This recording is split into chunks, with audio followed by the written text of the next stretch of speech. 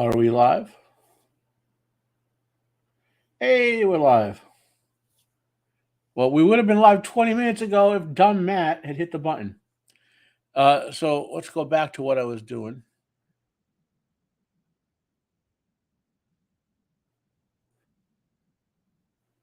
So here's what I was doing before. Let me get it back up the way I did before, which is not doxing myself. So I will wait till people pop up there.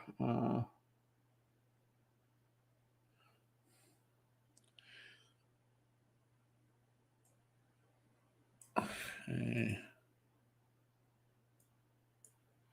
I will share this tab. So while we're waiting to see if any people will show up, let's order some comic books. Right. So this is Things from Another World. It's a place I like. Let's go with new releases. Don't particularly care for Marvel or DC anymore. Philadelphia. What does interest give me?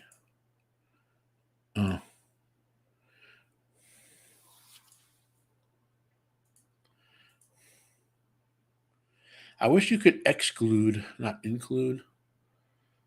Like it. So boom.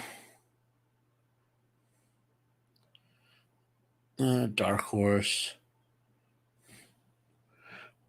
Actually, you know what? Let's do it one by one. So out of Boom Studios. Ooh, look at this. So we filtered for Boom Studios, and let's see what Boom has coming in this catalog. Well, wait to see if anyone else pops in. We're gonna order some. Let's see if we can order a few comic books. Nothing really interesting looking there. Hear that, and let's go to Dark Horse. If anyone's out there and wants to join, let me know. Always do some talkie. What always attracted me to comics is just cover art. I mean, it's just such amazing. Even stuff I would never read. Comic book cover art, man. Look at it. I mean, of course, you get crap like this, but other than that, let's see what else. Page 2 of Dark Horse. Yeah, nothing hops out at me there.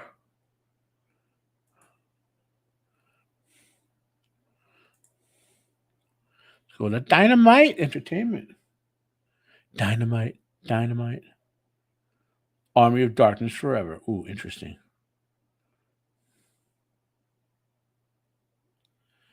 Yeah, no, I have not. I want nothing to do with Wheel of Prime. Well, let's see what Army of Darkness Forever is. In this issue, it's Robots vs. Deadites as the legendary Ash Williams takes charge of the future, kind of. Meanwhile, in the present, Bad Ash is being very, very bad. And back in medieval times, well, Evil Ash has gone to pieces, literally. Picking up me after the indelible director's cut ending of Army of Darkness, this new series from writer and mastermind Tommy Flicks and artist Justin Greenwood features incredible covers from icons of horror, blah, blah, blah.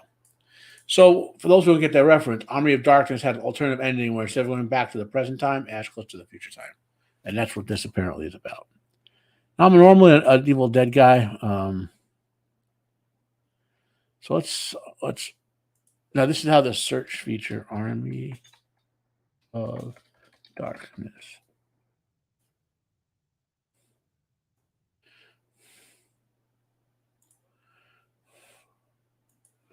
Army of Darkness Forever. Okay, number 3, number 5. Yeah, I'm not diving into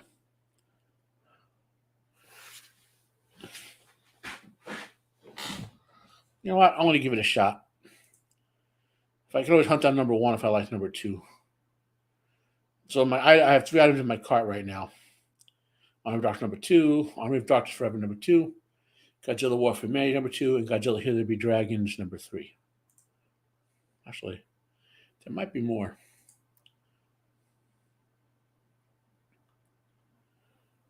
What else are we looking at the comic card? So it's about 10 minutes in. At 3:30, I'll start talking about my pre-planned articles. Look at that Vampirella cover, man. Look at that red Sonya. Wow. So it's,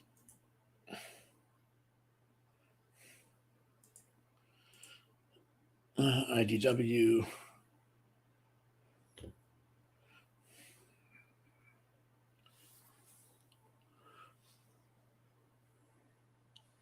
IDW also does a lot of tie-ins to other things. This should already be in my cart, but let's double check. Godzilla Here There Be Dragons number 3.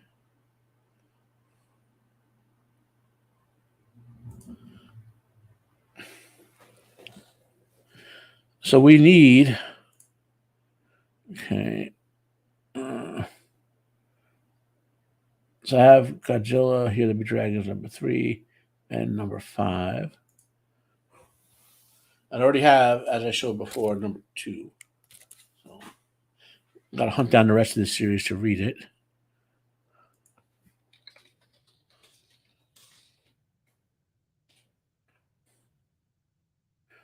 There's number 4.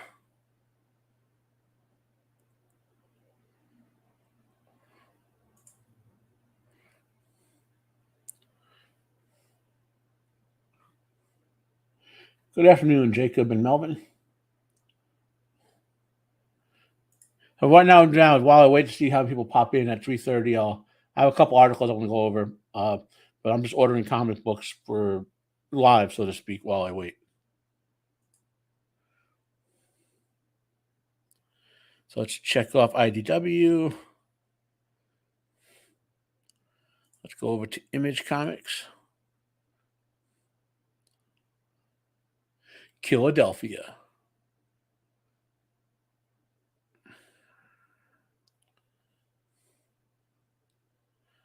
Of course, The Walking Dead. Oh, Antarctica. So I have this series, Antarctica.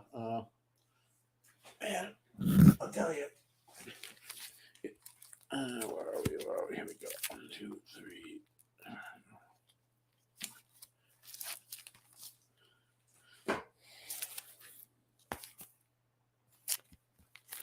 So there's number 5. I have the first 3, or 1, 3, and 4. So I still have to find number 2 to read it.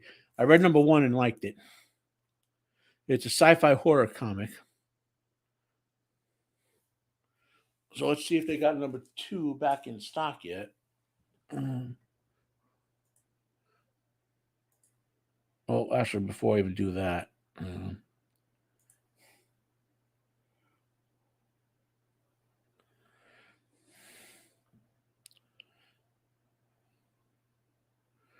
Phantom Road, Dark Ride, Terror War, Siphon Knights. Sometimes the title, I mean, you know what's going to attract my attention is decent cover art, right? More than anything. And then I'll go look inside to see if it's interesting, you know?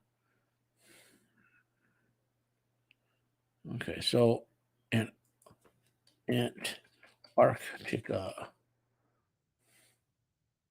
So we're still looking for number 2. Okay.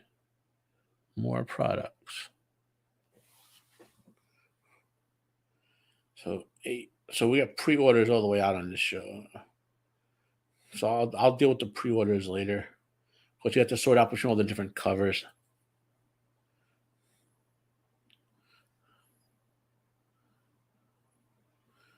Which is funny. Like they have anyway, they have covers for everything except number 2. Alternate covers for everything except number 2. It's like crazy.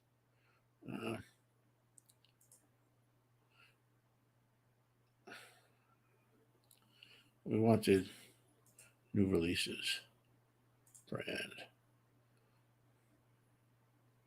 I want the new release. We want the new. Their website leaves a lot to be desired, but they work. Titan Comics. I already have Conan. So okay. So it's about 3:30. Let's get to my first article. So Superman Legacy as the Authority is the engineer. So question here is let's decompress that first. We know Superman Legacy is James Gunn's Superman movie in his James Gunn DC verse. I'm not personally. I am not greatly anticipated. I am not greatly anticipating his movies. Um, I like Guardians of the Galaxy Volume One a lot. I watched the second one. I enjoyed it once. Never want to see it again. Didn't like the third one. I have no interest in the third one at all. And I didn't like the Suicide Squad. But I don't like Suicide Squad as a concept, right? So there were some bad signs already with the casting. Honestly, he's just stuck with Henry Cavill, but that's a different issue. But then we get this adding the engineer. Who is the engineer? Um, the Authority is a DC. Well, originally they were Wildstorm, if I recall correctly, before it got merged into DC. But or Image, one not Image, Wildstorm. Okay. Um, they were an alternative world, which like every conspiracy theory you could think of was true, and the world was dark and dystopian and whatever. So the Authority were a bunch of superheroes who took the world over, basically. They would use their two powers to try to enforce rights for the common man and all this sort of stuff. And the first 20 issues were great. And then it went off on a left wing, because the creator, if I recall correctly, it's Warren Ellis. The creator is a very left wing person, so it went up for a very left wing tangent, right? Um, but the characters were interesting. It was, and one character, one of my favorite characters actually, is the engineer. And she uh, basically is a merged with technology is the best way to put it, right? To keep it simple. But she's a very dark character, like all the members of the Authority. So we're adding a dark character to James Gunn's Superman film. That's my initial take. So let's see what here. Confirming rumors and speculation, James Gunn has added a member of the Authority to his Superman Legacy movie, which already featured a host of superheroes. So it's not even about Superman; it's about Superman with all these other heroes. What is the point of a Superman movie if you're overloading with all these other heroes? Okay, well, that's my first take on this. I don't care who the actress. I mean, I have no problems for or against the actress, whatever. Um, you know, Here we go. Gunn also has plans for a DCU movie surrounding the Authority, describing as featuring Wildstorm character joining the DCU as members of the Authority who take matters into their own hands and do what they believe is right. So he's basically using Superman Legacy to shoehorn in these other characters who he's clearly going to be going left wing with. Okay. I mean, this was a bad sign. There were bad signs before. This is a bad sign. Superman Legacy has a July 11th, 2025 release date with Gunn writing and directing. David Corenswet is playing new Man of Steel with Rachel Brosnahan as Lois Lane. Isabella Merced is playing Hawkgirl. Ed Gathegi is playing Mr. Terrific. Nathan Fillion plays Green Lantern Guy Gardner. Of all the Green Lanterns for him to play, Guy Gardner's not the one. And a search underway for Lex Luthor and possibly Brainiac. Overkill. Way overkill. So that why? Just why? I mean, we saw the signs. I mean, you could only hope that someone takes over Warner and just stops this, but it's too late. They probably spent $100 million on pre-production already. So this movie's coming, and I don't want to be saying I'm down on it because Gunn did do the first. It has, to me, Superman's tone has to be closer to Guardian of the Galaxy than to the Suicide Squad. But it sounds like the friggin' gun here is going closer to the Suicide Squad, and that is going to ruin the movie, in my view. Comment down below or in the chat or whatever if you have any thoughts about this one. Otherwise, I'm going to move on to the next article. I don't want to belabor this. Whine. I'm not here to whine. I'm here to talk. So here's another controversial one. Denzel Washington played ancient warrior Hannibal in historic epic at Netflix from director Anton Fuqua. So let's decompress this one. And the first thing is to understand with all the woke, stuff going on with the what's called blackification or blackening, and making characters who were one race a different race and all that stuff going on. It's very easy up front to hear something like this, which is could be problematic, and immediately say, "Oh, they're doing it again," right? So let's look at the history here. I mean, the history of actual Carthage. So Hannibal is the most famous person from ancient Carthage, right? So what was Carthage? Carthage was a West African, like a Northwest African kingdom that lasted from somewhere. And so off the top of my head, guys, forgive me, my dates are off. Um, from around 1000 BC to around 275 BC, um, until the city was utterly destroyed and all the Carthaginians were wiped out by the Romans. Now, why did the Romans do that? Well, as it turns out, the Carthaginians are not nice people. They were known historically, although I'll get to the controversy of that in a minute. But none of the other people of the ancient world liked them. The Romans thought they were devil people. The Greeks thought they were devil people. The Carthaginians are an offshoot of the Phoenicians, and they were like they. I'll get to that in a minute. The other Phoenicians didn't like them. Yes, there was human sacrifice in the ancient world, but the Carthaginians made a habit of human sacrificing babies and children, onboard children. I think they're called Tophets or something like that. I'll get to that in a minute, Melvin. The Tophet Tophets were these basically sacrificial graveyards full of children, which are real and have been found, by the way. And up until about 50, 60 years ago, the ancient world grew from the Romans and the Greeks and the other Phoenicians and other people in the ancient world who all thought they were evil people predominated, and there was evidence to support that. And then a bunch of, for some reason, a bunch of archaeologists were like, no, they can't possibly have been that evil. All the ancient primitive peoples must have been good or friendly or whatever. That floats around a lot. How all the ancient peoples of the world must have been good except for the Europeans, right? So no, they were bad. They were evil people, and they deserved to be wiped out. Right. So keep that in mind. Now, Carthage was an actual large kingdom, small empire. They were capable of waging war against the Roman Republic because the Roman Republic was nowhere near as powerful and expensive as the empire became. So, as Melvin points out, we have the Punic Wars, right? And again, off the top of my head, there were several famous Roman generals: Scipio Africanus Major, Scipio Africanus Minor, several others who were in the wars against Carthage over the centuries.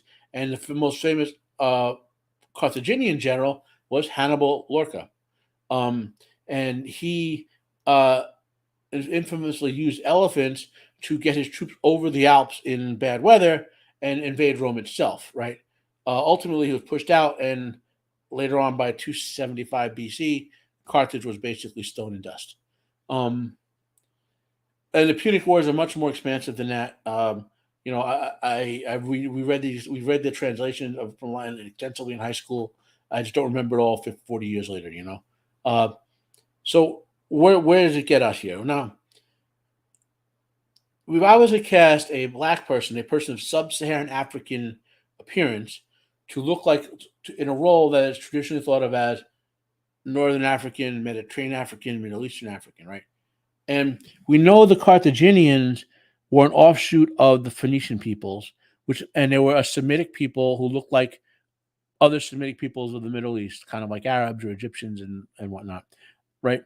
So for the most part, they're going to look like light brown skinned to olive skinned, kind of like Mediterranean peoples in general, So the question, however, is, well, what did Hannibal look like? Well, the only records of Hannibal's appearance are basically in Roman and Greek art. And the Romans and the Greeks, and this is my point of this, there's no written authoritative source as to what Hannibal looked like, right? People will bring up Roman statues and Greek statues, but remember, To the Romans and the Greeks and the Phoenicians, right, and other people of the ancient world, the Carthaginians were evil. They were a devil people, and Hannibal would have been the king of the devil, so to speak, right?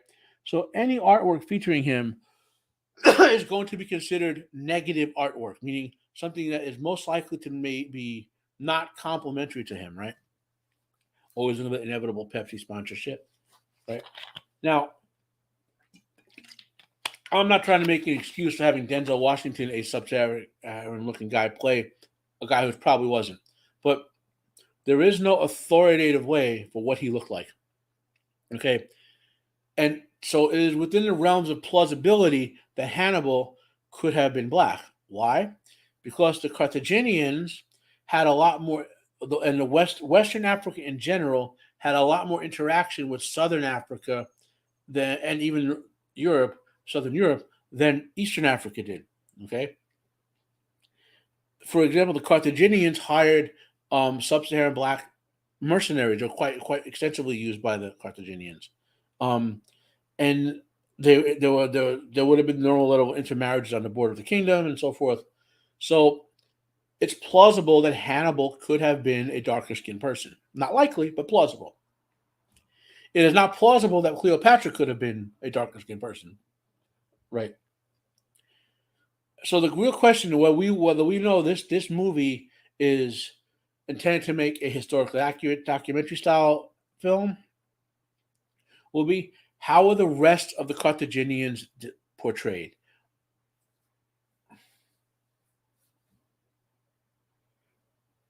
Hey, Pops, how you doing, man? If anyone out there wants to pop on, let me know. I can share a link. Um, so again, I'm not saying that this is there's not this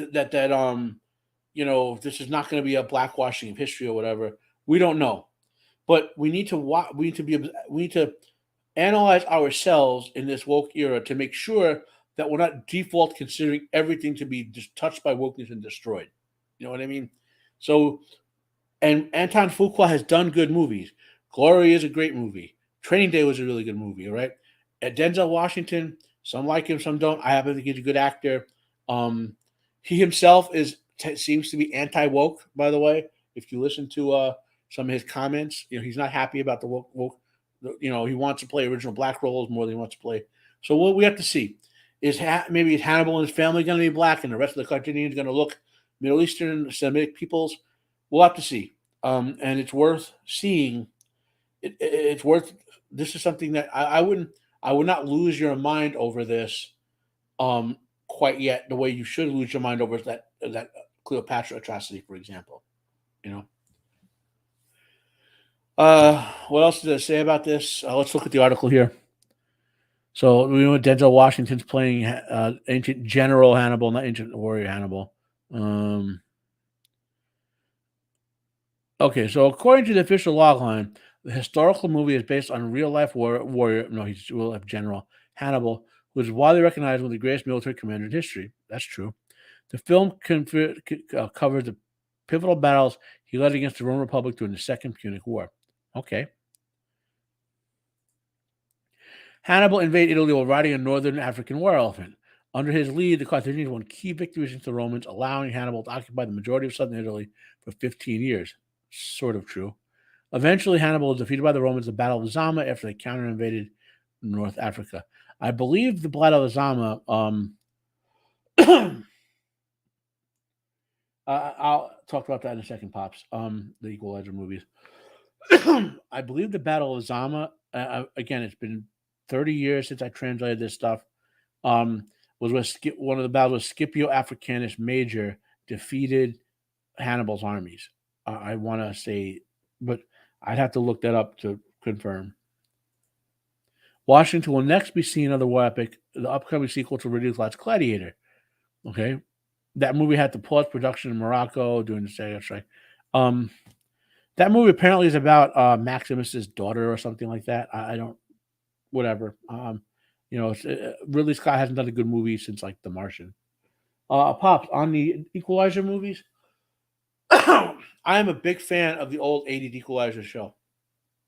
It is to me one of the 10 or 12 greatest TV shows of all time. that actor. My brain's locking on his actor. He's a really good actor, Edward. Oh, my brain just died. But anyway, I love that show. Okay, so when I heard they were doing an Equalizer movie, I was like, okay, this could be really good. Then I watched the first one. Yeah, I'm not Melvin. There's a lot to, you know what I mean. Edward Woodward, and yeah, thanks, Melvin. Uh, there's a lot to like. I will talk in the future about that when we get learn more about it. Denzel looks like he could be a guy. Looks like he could be in his 40s. He has aged well. So I'm not saying my real bigger concern is how are they portraying the Carthaginians as a people? Like, what do they look like, right? Um, so, but when we find more about this movie, I will talk more about that. So on the Equalizer with Edward Woodward, great actor, longtime actor. I've loved him everything he's ever done, um, and his son is another good actor, by the way. Yep. Yeah, that's right, Melvin. If you were 47 back in that time period, you probably look like you were 70 years old. Yeah. Um, so I watched the first two Equalizer films. If they weren't called the Equalizer and weren't about the Equalizer, they would have been. I would have considered them really good movies. Okay, but the problem is that they turned the Equalizer, and this happened to Mission Impossible, by the way. The same thing happened, aside from the atrocity in Mission Impossible One, where they made the hero of this TV show into a bad guy. But that's a different thing, right? The character in the Equalizer, right? So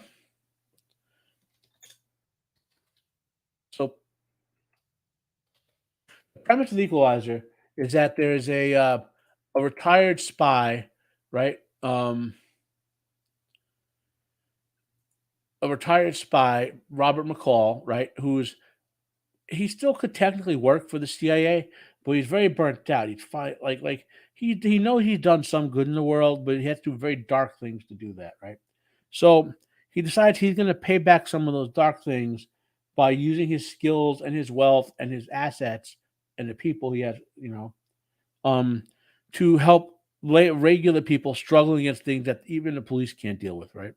So the premise of Robert McCall is he's old, he's tired. He still has a very accurate shot. He's still intelligent, and for very short bursts, like 5 to 10 seconds, he can surprise you with some hand to hand. But he's not someone who should be doing all that hand to hand. He should be beating you with his mind. He has goons, right? He has goons who handle the physical work for him. And I call them goons, but they're operatives from the CIA who of course they owe him their lives. And he was a commander, like Mickey is his right hand man. Um, and they could have had Denzel play the character that way or write it that way, where he's out thinking guys constantly. Not like in the show where he's doing that thing where he analyzes all their movements and does a hand to hand scene with it. No, he should be out thinking people by having like 16 different plans ready for and always being prepped. And whatever move they make, he's already accounted for that with a counter plan. That's how the Equalizer Robert McCall worked in the show. And so when I get to this movie series, which on the face of them, they are very good movie series, right? And Denzel plays the sort of character okay in terms of how he acts, right? Right, but the way they depict him dealing with the problems, he's not like the character Liam Neeson played in Taken, where he had a special set of skills and just rolls through all the bad guys like a steamroller when they trigger him. That to me is the problem with Equalizer movies. Okay, um, they disappointed me because they had the team. Fuqua's a good director, right? They had a good actor in Denzel. They could have done a better adaptation of the original show, which I love, really like a lot. It's one of my 10 or 12 favorite TV shows of all time. And instead, we get these three movies, right? And I have no even desire to watch the third film, you know. So sorry for the little Equalizer rant. It's a really good show. You should all go back and try to dig up, uh, you know, probably somewhere on Hulu or Amazon or something like that. You know. Okay, so let's go on. I have one or two more articles prepped. We will return when we find out more about this Hannibal movie. Hopefully, in 2 or 3 months from now, we'll we'll go for further. So my last live article, right? And after the live article, I will then randomly look up, say, two articles, so we can do like a little off the top of the head type thing, so it doesn't all sound prepped. You know what I mean? So this dropped last night, right in the middle of Roman live stream talking about planes, trains, and automobiles, right? Um, Monarch, the Legacy of Monsters. Now, Dark Horizon. Uh, yeah, let me fix something first. Okay. So Dark Horizons is a good website to go to if you haven't been there. They do fairly accurate. Like they don't. There's not a lot of woke crap on here. It's just deadpan reporting. Uh, Now, Doctor, the first two episodes of this dropped during Roman's live stream last night. I'll be watching the first one for sure right after this live stream. I'm a big Godzilla is one of my big like my number one thing is Lord of the Rings, right? And then right after Lord of the Rings, I love Godzilla, I love Naruto, $6 Million Man, Conan, a couple other things, but I just love Godzilla. Is just when uh, Jay, Jacob, you've canceled your live stream, so I'm going to spoil what I would have talked about then, right? Okay, we're going to talk about Thanksgiving movies. Well, to me, kaiju movies are Thanksgiving movies. When I was a kid, pops, you might be old enough to remember some of this, but I'm not sure if you were on the East Coast back then. Um, in New York, we had back in the day, we had we had what were called syndicated channels, right? So they would air their network programming like from 8 to 10 or whatever, and then the soap operas. But then all the time they would have syndicated stuff, right? And every time Thanksgiving rolled around on Thanksgiving Day, they would air the original King Kong, the original Mighty Joe Young, which you've never seen Mighty Joe Young. The original one's a really good movie. Um, then the remake of King Kong from the 70s, then Son of Kong, which is a really good movie, and then King Kong Escapes, which is the Toho King Kong movie. That was Thursday. Then Friday was the original Godzilla. Um, Original Godzilla. There were 4 or 5 Godzilla. What were they? The original Godzilla came first. Then usually Godzilla, King Kong versus Godzilla. Then, depending on what they would rotate, after that they would kind of rotate. Usually, you would always get Godzilla versus Megalon. Um, then one of the Mecha Godzilla movies, which were either Terror Mecha Godzilla or Godzilla versus Mecha Godzilla. I'm talking the original 70s ones, 60s, 70s ones. Then one more, which sometimes was Godzilla versus the Sea Monster. Um, you know, which is probably why I like Asian women as much as I do. I remember having a crush on the actress in Godzilla versus the Sea Monster, who has appeared in many other Japanese movies, including Godzilla films. But I had a big crush on her back when I was like 5 or 6 years old. Like she was like number 2 after Farrah Fawcett. But anyway, so that was Friday. So Thanksgiving to me was, Thursday and Friday kaiju films all the time.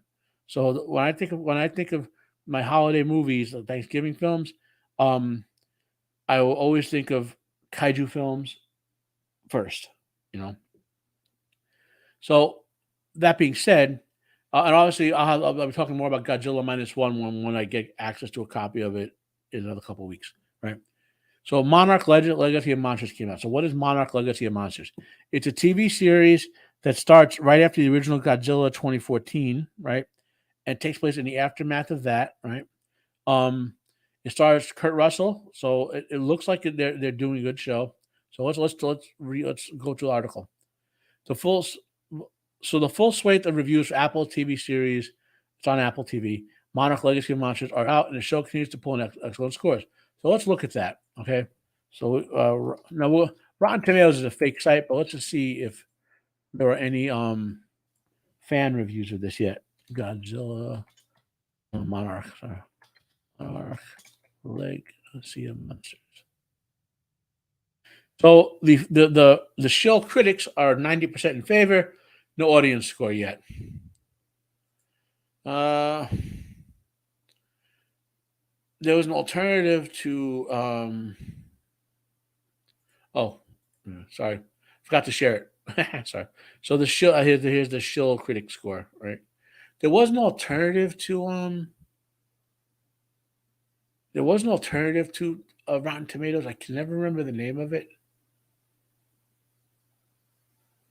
In any case, so there's no fan reviews yet. I haven't seen anything pop up much on YouTube yet for this. So anyway, let's go back to the article here. The series unfolds with the continuity of Legacy's MonsterVerse franchise, events taking place after those of 2014 Godzilla. Right, so it's about two siblings who try to recover the film, family's connection to the monarch in the aftermath of Godzilla 2014. Now, at the time of this here, the series has managed so far to pull in a 93% from 45 reviews on Rotten Tomatoes, whereas we saw that's down to 90%. So some of the show critics are disliking it. Go back to here. All right. So I just read that. In particular, father and son Kurt Russell and Wyatt Russell, playing the same character, different gaps, are highly praised. Now that could be a fascinating way to do this, right? Having obviously Wyatt Russell is going to look like Kurt Russell, and they could be. I think some of this series takes place back when the original Kong Skull Island took place. Okay, so I think that's the time gap they're playing with. Putting impressive visual effects in service of relatively straightforward Earthbound story. Blah blah blah. Okay, so that's just some critic praise. So it's 10 episodes, directed by Matt Shackman, Chris from Script Black. Okay, so I saw some clips from this, and I thought the clips looked good. Um, you always worry, you know what I mean? You always worry in the modern era when they're going to do something. But Legendary with their films, um, they've got the one flaw with all the films we all know is they have way too many human characters doing way too much stuff, right? So I would honestly one day like to find fan edits where they edit out why did Godzilla King of the Monsters have two villains? They should have. I mean, either Genocide Mom or Tywin Lannister. Either one would have been fine as the villain. We didn't need both. So they could have. I mean, and then the character played by the girl from Stranger Things in kaiju films is what we call a Kenny, which is a child in a kaiju film, and Kennys are not off don't often have great value to the franchise, and I don't think she. I thought she was much better in the sequel, Kong, Godzilla versus Kong. Even though I thought the human story, the human storyline that she was in Godzilla versus Kong actually led to the reveal of Mechagodzilla. In other words, it actually tied into the monster storyline, right? As well as the reveal of the plot of what was going on, why Godzilla was trashing everything, right? Whereas here, honestly, you didn't even need her to be involved for this. They could have just had the stupid, monarch communications device and make the recovery of that or whatever. You know. Anyway, so Kenny's you have to always be wary of Kenny's in kaiju films. Always be wary of them. Uh, so I will play. What I'll do, a little impromptu. Impromptu is always good, right? Right. So I'm going to go over and grab my copy of this.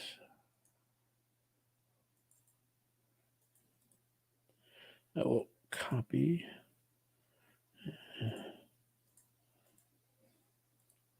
Paste. So what I'm going to do is I will just flash through a couple of scenes from the film so we can take a quick look at a couple parts, like 10-second parts, Excuse me.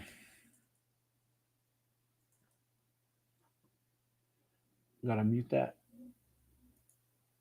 And subtitles. English. Okay. So let me get this over. We can see it. And let's go to the share and share alike, as they say. Where is my? There we go. Present.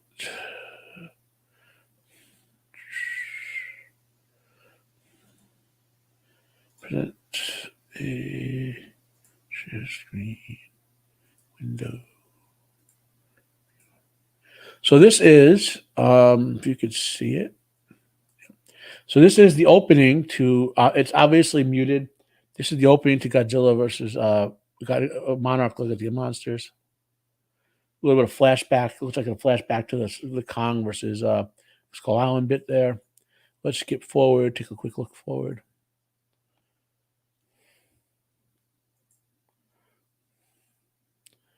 So this is some of the time skipping going on. This is probably.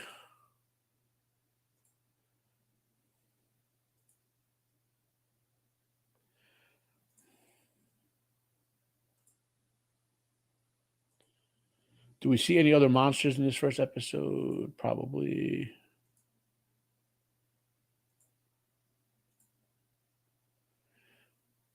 Okay. So that's basically some. Here's some scenes from it. Okay, let's stop that before I get copyright struck. Let's go back to our. So those are some scenes from the first episode. Like, I mean, the production looks good. The storyline seemed interesting. We have a couple good actors in there. I'll do a review of it. I'm not going to do it. I'm going to do a short, like 10, 15-minute review, hopefully up by Sunday of the first episode. So I have hope for this. Right. Okay, so now we finish our officially designed presentation. There's I've been aiming to do like 1 hour show. I started a little after 3:15. So to 4:15, we will now use the power of spontaneity, and we'll try to find a couple of articles that are in the fandom that I can pontificate about.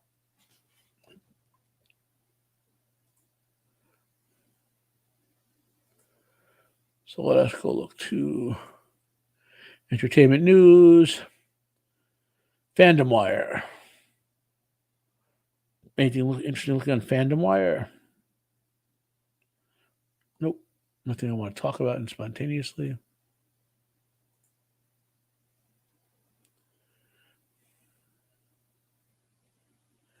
Let's go to random movie web. Why? I'm not going to talk about it, but like Frasier reboot. Why? You know.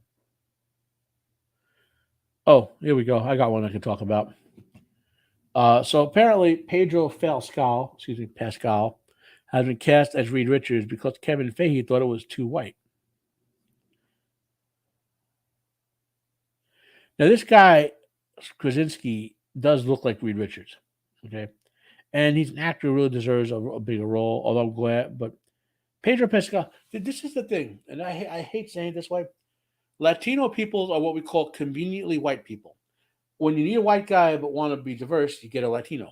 When you don't want when you want someone who looks white but you'd say isn't white, you get a Latino. Why do I say it that way? Because now with the Fantastic Four film, right? They don't have to use any. They can put it in China without screen brushing his skin tone to be lighter, which they did with several black characters in the China versions of Marvel movies, right? And they don't have to de-emphasize them on a poster, but they can say, "Look, we're diverse. We have a minority in the film." You know, so this is pander casting, right? To change Reed Richards um, to Pedro Pascal and not have Krasinski play him, for example. You know, that's all I got to say about that one. Sure, pops. If you have any, just yeah. How we do this? Pops, let me promote you. Send me a DM, pops. I'll have it ready. If you want me to look at an article, shoot me a DM. Oh yeah, pander casting. It's like it's one of my terms I invented a while back, about a week and a half ago.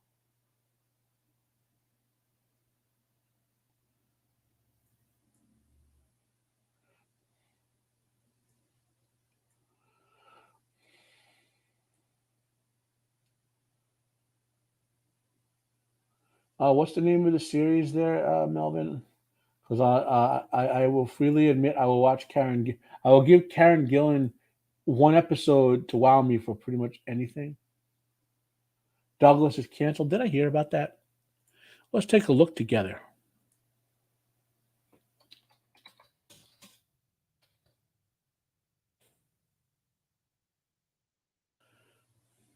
Well, for variety.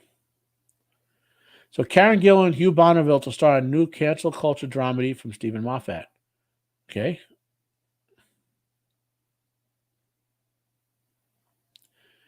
Guardians of the Galaxy star Karen Gillan is set to star alongside Downtown Abbey's Hugh Bonneville. Now, I like Downtown Abbey. Even though what's his face from Downton Abbey ruined Doctor Who, anyway. A new dramedy from Stephen Moffat about cancel culture, variety and real. Douglas Cancel will see Bonneville play a middle-aged and highly respected news anchor called Douglas Bellows, while Gillen stars his canny sidekick Madeline. Douglas lives a perfect life. He enjoys his privileged status as a national treasure and hosts a current affairs show live at 6. All the areas that shares humor, harmony, his own wife Sheila. Okay. So he makes an ill-advised joke at a family wedding. Social media exposure, blah blah blah. Looks really interesting. When does this come out?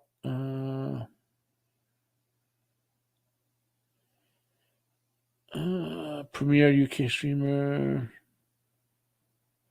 Let's find out when this comes out. Premiere.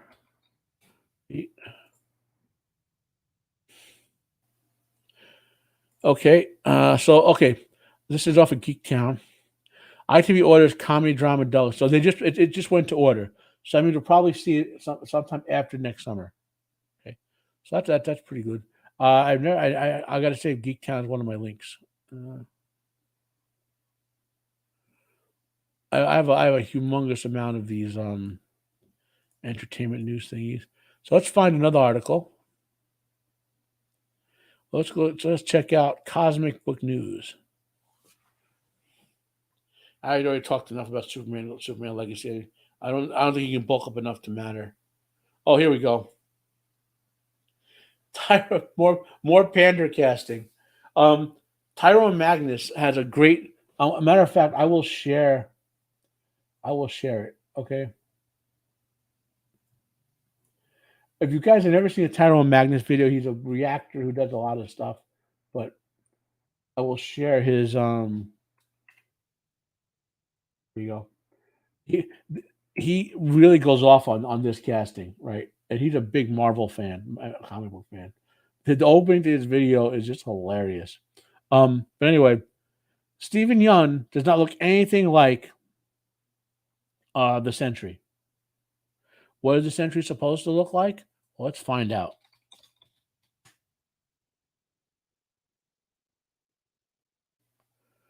Images. I'm looking for a good-looking image of the Sentry, not a stupid one. Okay, visit. Why did it? I can't stand it. I just can't stand it. I'm trying to find. Okay, here. Will this work?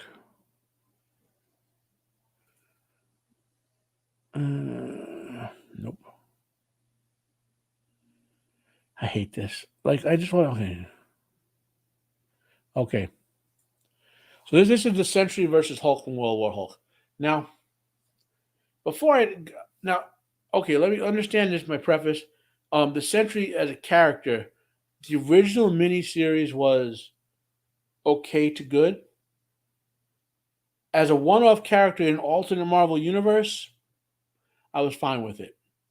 Once they brought him to the main Marvel universe, I began to despise the character. I am one of the people, by the way, who did not like World War Hulk. I found it disrespectful to the character of the Hulk. Plaid Hulk was awesome. World War Hulk was the farming out a bunch of heroes of the Marvel universe to the Hulk, and also the Hulk doing stupid stuff. That's what the Sentry's supposed to look like, right? Stephen Yeun does not look like the Sentry. And even if he had blonde hair and was like European, he physically doesn't look like the Sentry. Yeah, I agree. Thanks, Pops. Pops, you and I tend to agree on a lot of comic stuff. I've noticed that. So Stephen Young playing the Sentry is pure stupid. Okay, there's ever the term shooting yourself in the foot. This is the Thunderbolts film. This Thunderbolts film is you ever see like when in a cartoon when the mama bird pushes the baby bird out of the nest and he goes flap flap flap and it plummets to the ground. Thunderbird is going to go flap flap flap straight to the ground. It's going to do even worse than the Marvels. That's my prediction right now. Yeah, I know more pander casting there, pops. And I actually liked Wonder Man back in his original sort of. He was a B character. He had sort of he had his comic. He had a serious tone. Like he was a boy with a comic and a serious character. He was like I like when he was on the West Coast Avengers and before that. So it was, but he was a B character, and you know why are we ignoring existing cool black characters to just turn every other character black? Pander casting. So let's see. It's 409. Let's see. Probably two articles, maybe. Let's take a gander around. Go back to share this tab on the Century article here. Uh,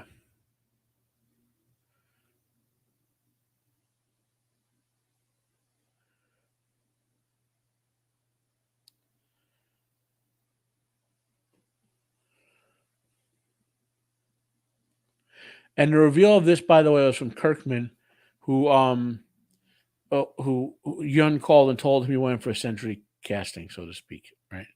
So, but it's stupid. So let's see if we can find one or two more articles. Okay, let's take a look over at Giant Freaking Robot.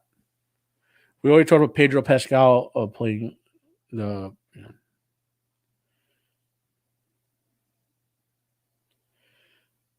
A little bit of sciencey stuff here. So this is a new state of matter hiding in the quantum realm, right? Now, I will preface this with a little background for there are basically four. Well, most people know of four states of matter. You have your solids, your liquids, your gas, and your plasma, right? And it's all temperature based. Like the hotter you get, the closer you get to plasma, right? And the difference between a gas and a plasma is when you make a gas hot enough, it becomes a plasma and therefore can conduct electricity. Okay. Um, well, there are other states of matter, right? Kung Fu Panda, Kung Fu Panda casting, yeah. Um, man, you're gonna make me choke, Melvin. um, so there are other states of matter that are predicted by high-end physics, and that's what this is talking about. They found another one, um, Bose-Einstein condensates, or one of the name of them. So they found the Chiral-Bose liquid state. I'm not going to go crazy about this because you guys probably aren't hardcore scientists. I am, but the interesting thing about this stuff is that modern science is all these things we've been theorizing about for the past 100 years in physics. Now they're starting to be able to produce experiments that find them. So that's a pretty cool, interesting concept. Let's go over. Let's take another look over at. Let's try Screen Rant.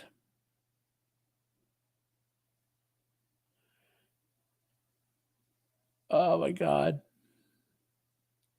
I can't. This is I would literally spit at my screen if I did. Let's try. Uh, Ultimately, a little mute. Ultimate classic rock. Interesting. I mean, there's stuff I could talk about here, but okay. Top 50 classic heavy metal album. I'm not gonna go over all 50 of them. Okay, I'm gonna spoilers skip to see what they consider to be. So, okay. Now I like that they're not ranking them; they're just saying them. I just Black Sabbath and Black Sabbath certainly deserves to be on there. Deep Purple in Rock certainly. Black Sabbath. Every Black Sabbath album of the first 4 or 5 should be on this list. Now Uriah Heep. This is a band not a lot of metal fans really know of. Okay, but there's some really cool stuff over the years. They have a sort of kind of not folk metal, but folk themed metal. Like they tell stories with their music. So if you guys never heard of Uriah Heep, that worth checking out.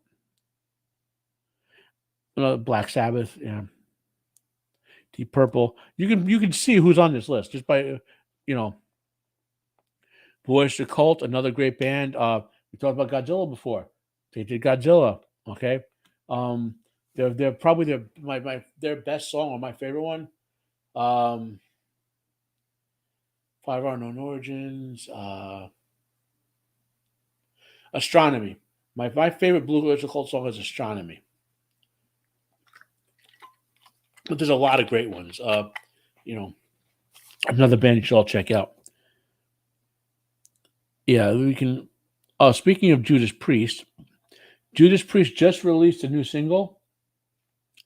You really can't talk about it too much. I can't play any of it. Obviously, I'll get dinged.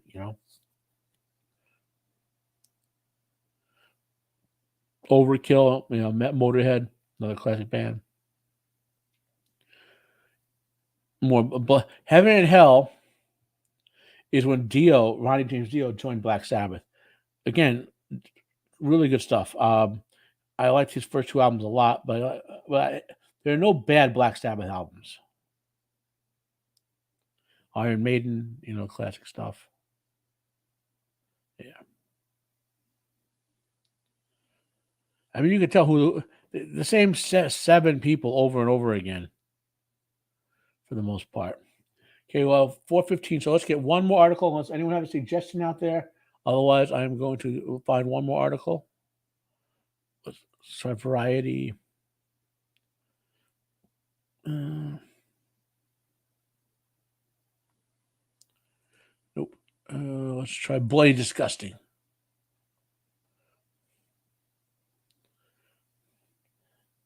Will it load? Will it load? I think that website's down. So let's go to the Hollywood Reporter. Well, I will say this. I find it funny on the strike with the SAG-AFTRA scam strike. The only people who really lost out were the people on broadcast television because none of the streaming stuff really got pushed back very much at all. So now I don't have a lot to comment on that. I will try to find Winter is Coming. Oh. Okay. I have two things to say. First on this is not the next book in the King Killer series. Okay. This is one of his early novellas that he expanded into a novel. Well, I got three things in add. So all books. I will not. I just can't. I mean, I love this series. I love how he writes it. It's the same thing with Martin. There's so many open series of books that I've been reading. Like the longest one is The War Against the Couture by David Gerald, a great science fiction series. I think the guy's 80. He's still trying to write it. We're still trying to write the sixth book. The first book came out in the 70s, right? I understand he has writer's block, but he's also doing other stuff and writing other stuff and all that. Like I don't know. I don't know if I could buy the novella. I just can't make myself buy it, right? Oh, here we go. This. So, for those who don't know,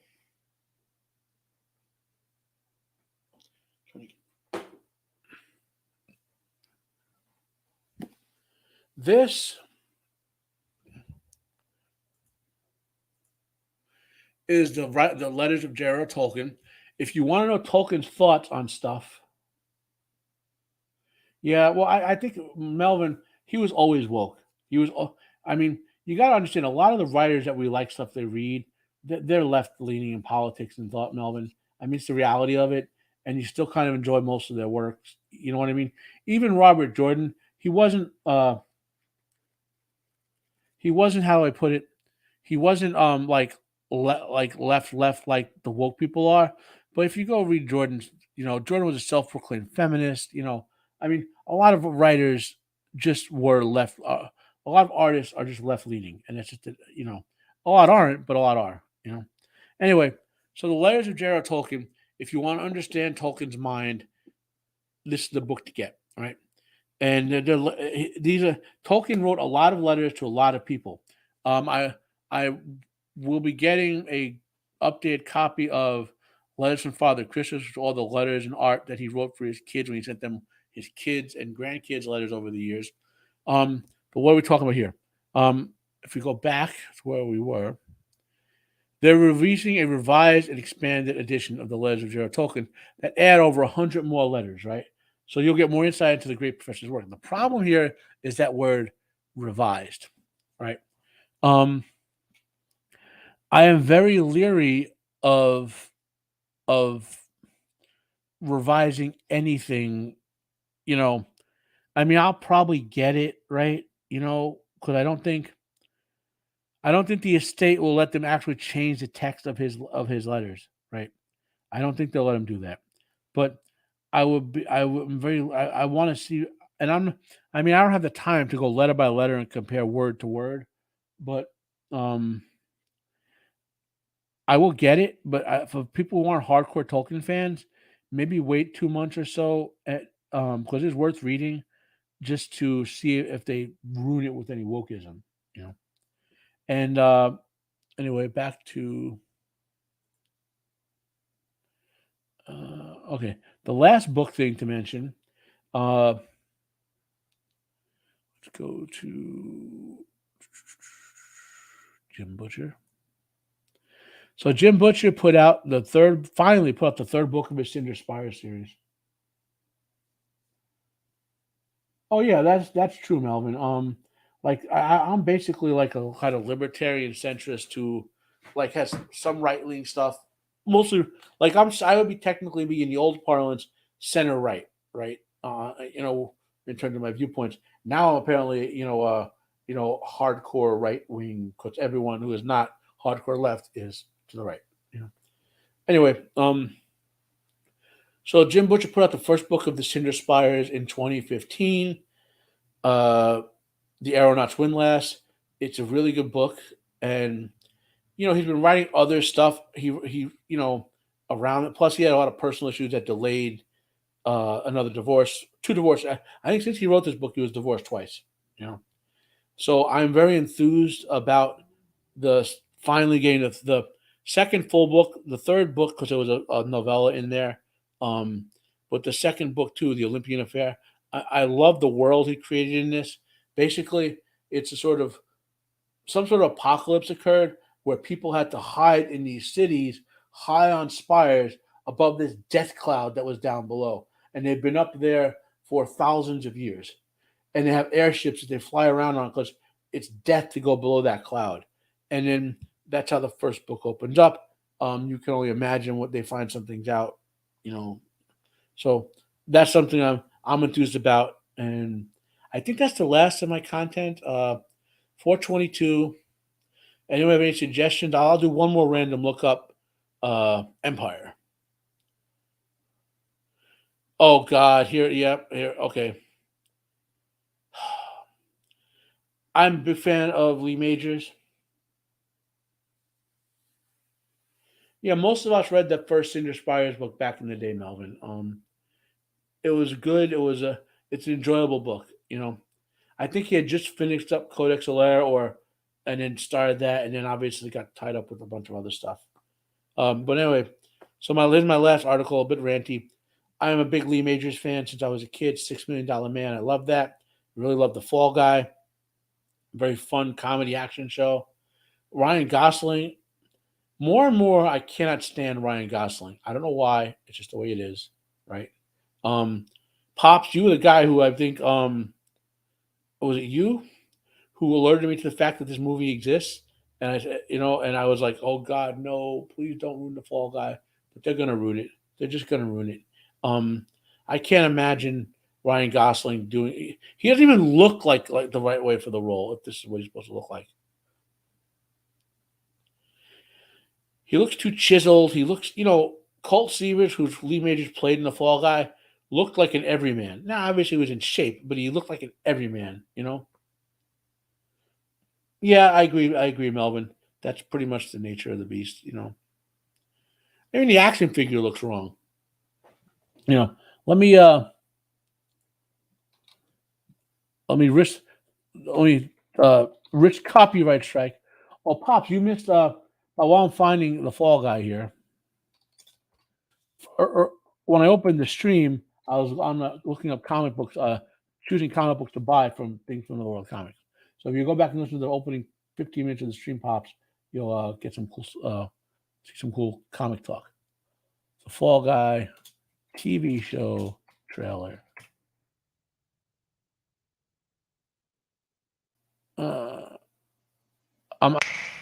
I can hear. Well, I'm not the kind to kiss and tell, but I've been seen I don't know if with you guys can see that or Sarah. not. I've never. But Lee Majors actually sang the theme to the Fall Guy. Can you guys imagine Ryan Gosling singing the theme to this? I can't. I know he's sung before, but this is the Fall Guys theme song, right? This is Fall Guys, a manly show. It's like a guy show, How a guy keeps his head together. Well, one way is to wait by the. Anyway, so that's this week's Friday Fandemonium, brought from you from the broadcast heart of the kingdom of Fandemonia. I, the Prince of Fandemonia, have shared with you my thoughts on stuff. Are there any questions out there? Melvin, good night here. Pops, great to hear from you. I think we had Jacob for a while, and let's scroll up and get the chat in. So thanks Jacob, Pops, and Melvin for being on the show, for appearing in the chat. What do I got coming up? Jacob unfortunately had to cancel his Thanksgiving movie show Saturday.